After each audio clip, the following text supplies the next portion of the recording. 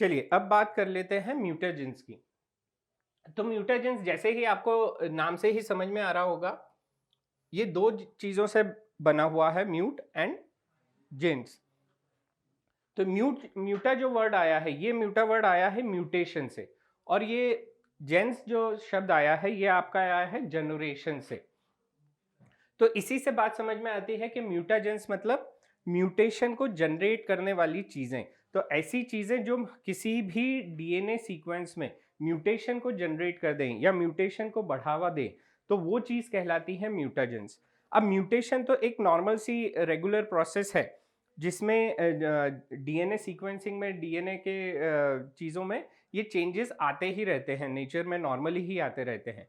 तो म्यूटेजेंस क्या करवाएंगे, क्योंकि ये तो म्यूटेशन होना तो ये स्वाभाविक सी चीज़ है और ये होती ही रहती है जनरेशन टू जनरेशन में। जैसे ही आपकी क्रॉसिंग ओवर होगी, ये सारी चीज़ें होंगी, तब यहाँ पे ये चीज़ें तो होती ही रहेंगी, नेचर में ये चीज़ होती है ताकि आने वाली जनरेशन में वेरिएशंस आते रहें। तो म्यूटेजेंस क्या चीज़ करवाएंगे, ऐसी क्या चीज़ करवाएंगे जिसके कारण हम कहें कि ये म्यूटेजेंस हैं और ये म्यूटेशन करवाते हैं। तो यहाँ पे जो नॉर्मल केसेस होते हैं म्यूटेशन के आने के, जो नॉर्मल रेट है, म्यूटेजेंस उस रेट को बढ़ा देते हैं और ऐसी प्रवृत्ति पैदा कर देते हैं कि उसमें म्यूटेशन होने के चांसेस बढ़ जाते हैं। तो ऐसे एजेंट्स जो इस तरह की प्रवृत्ति को, म्यूटेशन के होने की प्रवृत्ति को बढ़ा दें, वो चीज़ कहलाती है म्यूटेजेंस। अब म्यूटेजेंस हैं तो अगर हम डेफिनेशन इसकी देखें, तो फिजिकल और केमिकल एजेंट्स, फिजिकल, केमिकल और biological agents that changes the genetic material, usually DNA of an organism, किसी भी की ऑर्गेनिज्म के डीएनए में चेंज कर दें, एंड दस increases the frequency of mutation. तो यहाँ पे ध्यान देने वाली बात है फ्रीक्वेंसी ऑफ म्यूटेशन, जो नॉर्मली म्यूटेशन का रेट है उसकी फ्रीक्वेंसी को बढ़ा देते हैं। Frequency of mutation above the natural background level, जो नेचुरल बैकग्राउंड लेवल है, नेचुरली जो म्यूटेशन देखे जाते हैं किसी भी स्पीशीज में, उसके रेट को बढ़ा दें, तो ये चीज कहलाती है हमारे म्यूटेजेंस। और जो हम लोगों ने बात करी, इनको हम 3 कैटेगरीज में डिवाइड कर सकते हैं, physical mutagens, chemical mutagens and biological mutagens. अब अगर हम फिजिकल म्यूटेजेंस की बात करें, तो फिजिकल म्यूटेजेंस में आते हैं आपके ionizing radiations such as X-rays, gamma rays and alpha particles which causes DNA breakage and other damages।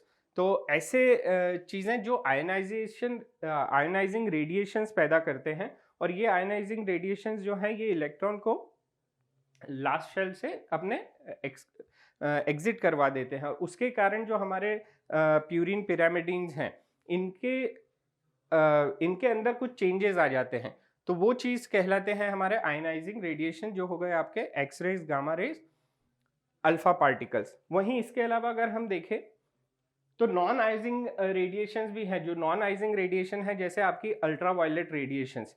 तो अब अल्ट्रावायलेट रेडिएशंस तो नॉर्मली ही सूरज की रोशनी में हमको सनलाइट में मिलती ही है, और नॉर्मली तो ये हमारी जो अल्ट्रावायलेट रेडिएशंस हैं, ये नॉर्मली तो म्यूटेशंस नहीं करवाती। तो इसमें जो मेन कॉज होता है वो कहलाता है कि अगर एक पर्टिकुलर वेवलेंथ से ज़्यादा की हमारी अल्ट्रावायलेट रेज होंगी, तो वो हमारे डीएनए सीक्वेंसिंग में मॉडिफिकेशंस करवा सकती हैं।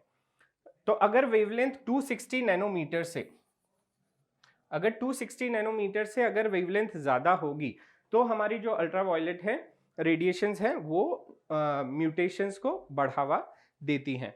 क्योंकि नॉर्मली तो सनलाइट में हम लोग सभी का निकलना होता है, और नॉर्मली जो अल्ट्रावायलेट रेडिएशंस होते हैं वो नॉर्मली म्यूटेशंस नहीं करवाते, लेकिन अगर एक्सपोजर ज़्यादा समय के लिए है और वेवलेंथ 260 नैनोमीटर से ज़्यादा होगी, तो ये जो है वो हमारे अंदर म्यूटेशंस करवा सकते हैं। और ये क्या करवाती हैं, ये करवाती हैं पिरामिडिन डाइमर्स, जो थाइमिन और थाइमिन होते हैं, उन्हीं का आपस में बॉन्डिंग करवा देती हैं। हम सभी को पता है कि जो डीएनए का एक सीक्वेंस बनता है, जो हेलिक्स बनता है, उसमें हर प्यूरिन एक पिरामिडिन से और एक पिरामिडिन प्यूरिन से अटैच होती है। एक स्ट्रेन में हमारे प्यूरिन पिरामिडिन होती हैं, दूसरे स्ट्रेन में प्यूरिन पिरामिडिन होती है, और उनका आपस में बॉन्डिंग होती है। लेकिन यहाँ पे क्या होता है, अगर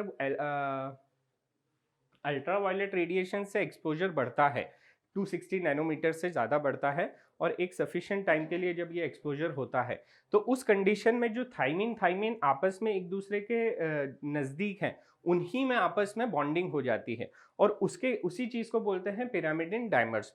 और इसके कारण जो डीएनए सीक्वेंसिंग होती है, या जो हमारा डीएनए का पूरा हेलिक्स होता है, उसमें बल्जिंग हो जाती है और बल्जिंग होने के बाद में वहाँ पे कुछ जो ये पेयरिंग है, ये चीज़ बदल सकती है और म्यूटेशन कॉज़ कर सकती है। नॉर्मली तो ये चीज़ नेचर अपने आप कुछ एंजाइम्स होते हैं वो इसको ठीक कर देते हैं, लेकिन जब उस सीक्वेंसिंग को ठीक करने की प्रोसेस में अगर कोई प्यूरिन और पिरामिडिन बदल जाता है, तो उस कंडीशन में हमारा म्यूटेशन होने के चांसेस बढ़ जाते हैं। And producing pyrimidine dimers which can cause error in replication of left uncorrected.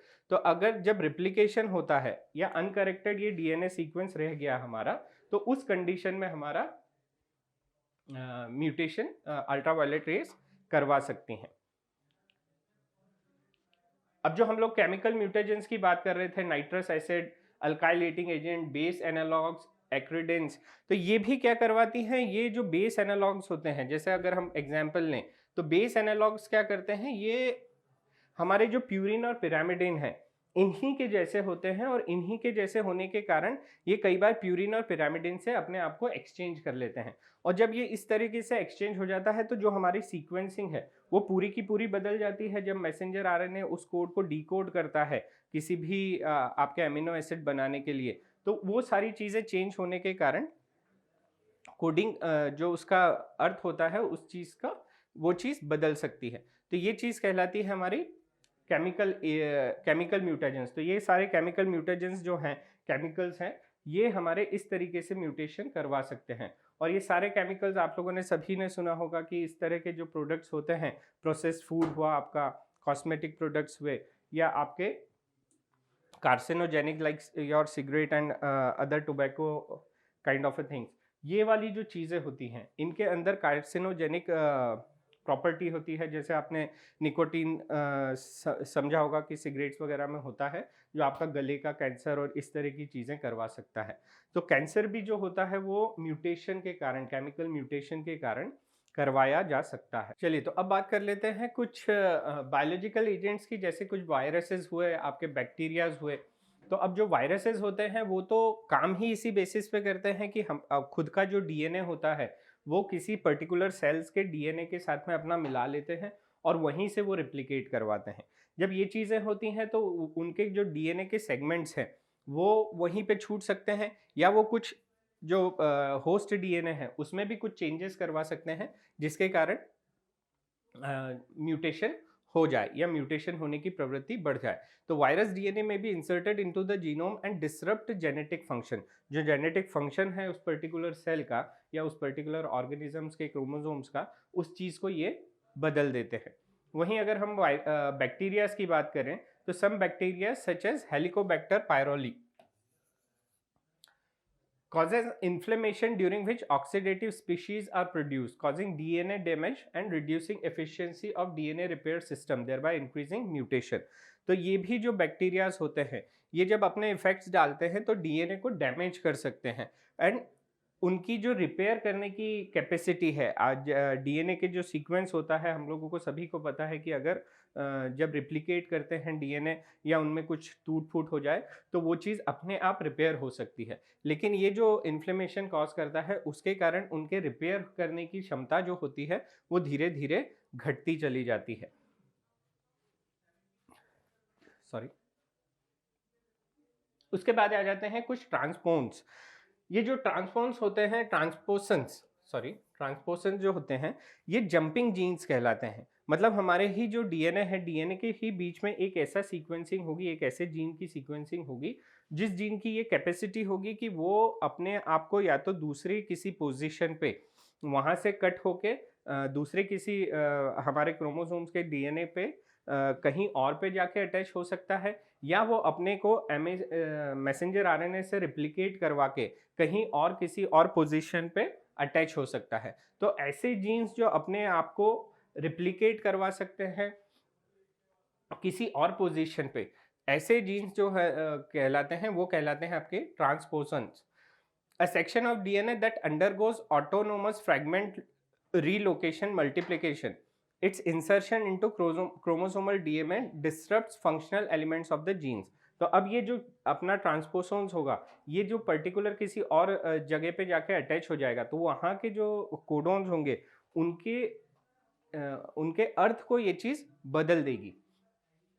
और इस तरीके के बायोलॉजिकल एजेंट्स ट्रांसपोसोन्स कहते हैं, या हम इनको जंपिंग जीन्स भी बोलते हैं।